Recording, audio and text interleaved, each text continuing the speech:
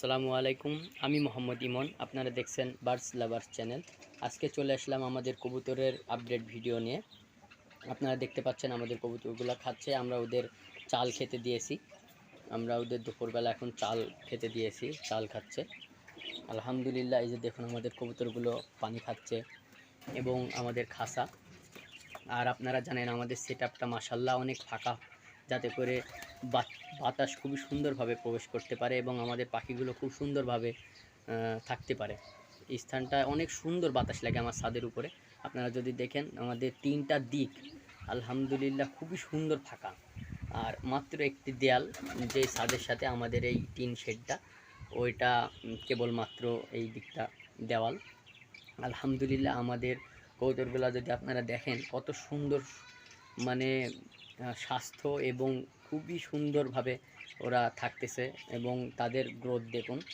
এই যে আমাদের এর আগের বাচ্চাটা, ও অনেক বড় হয়ে গেছে, হয়তো বা কয়েকদিনের ভিতরে নেমেও যাবে আলহামদুলিল্লাহ। ক্যামেরায় কতটুকু দেখা যায় আমি জানি না, ওর সাইজটা যদি আমরা দেখানোর চেষ্টা করি, এই যে একটি বড় কবুতরের মতো ওর সাইজ। এই যে মাশাল্লাহ, আমার হাতের ভিতরে আটতেছে না।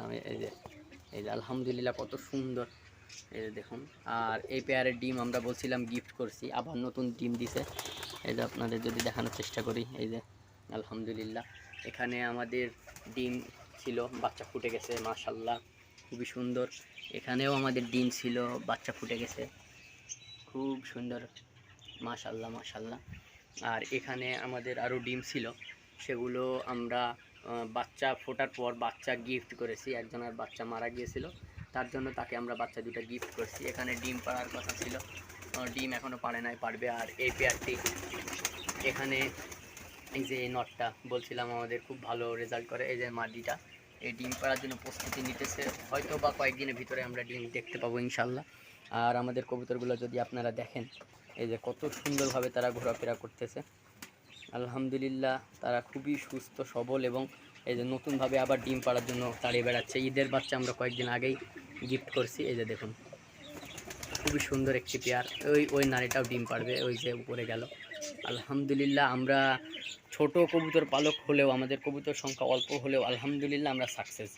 কারণ আমরা শুধু কবুতরই না, আমাদের মুরগি এবং আমাদের পোষা পাখি সব কিছুই ডিম বাচ্চা আলহামদুলিল্লাহ খুবই ভালো ফলাফল করতেছে। এই যে আমাদের ডায়মন্ড ডাব ঘুঘু পাখি আপনারা জানেন, এই যে ওরা ডিমে বসে আছে আলহামদুলিল্লাহ, ওরা ডিম নিয়ে বসে আছে। আমি যদি আপনাদের একটু দেখানোর চেষ্টা করি, এই যে এখানে একটা বসে আছে। ক্যামেরা নিয়ে গেলে একটু আসলে ভয় পায় ওরা, যার কারণে আমি ক্যামেরা ওদের কাছে নিয়ে যাই না। ডিমে বসে আছে যার কারণে ডিস্টার্ব হতে পারে। এই যে আমাদের কবুতরগুলা। অবশ্যই আপনারা যদি কেউ কবুতর পালেন, এমন স্থানে রাখবেন যেখানে কবুতর পরিপূর্ণ আলো বাতাস সুন্দর মতো পাবে, তাহলে ওরা ভালো থাকবে। এবং অবশ্যই চেষ্টা করবেন, অভ্যাস যদি না থাকে অবশ্যই অভ্যাস করবেন। অন্তত সপ্তাহে 3 থেকে 4 দিন আপনারা সজিনা পাতা খাওয়াবেন আপনাদের কবুতরকে, তাহলে ওদের বাচ্চার গ্রোথ এবং ডিম পাড়ার যে ইমিউনিটি সিস্টেম বা খাবার হজমের যে ইমিউনিটি সিস্টেম এবং ডিম পাড়ার যে ব্রিডিং সিস্টেম, ওটা খুবই সুন্দর থাকবে আলহামদুলিল্লাহ।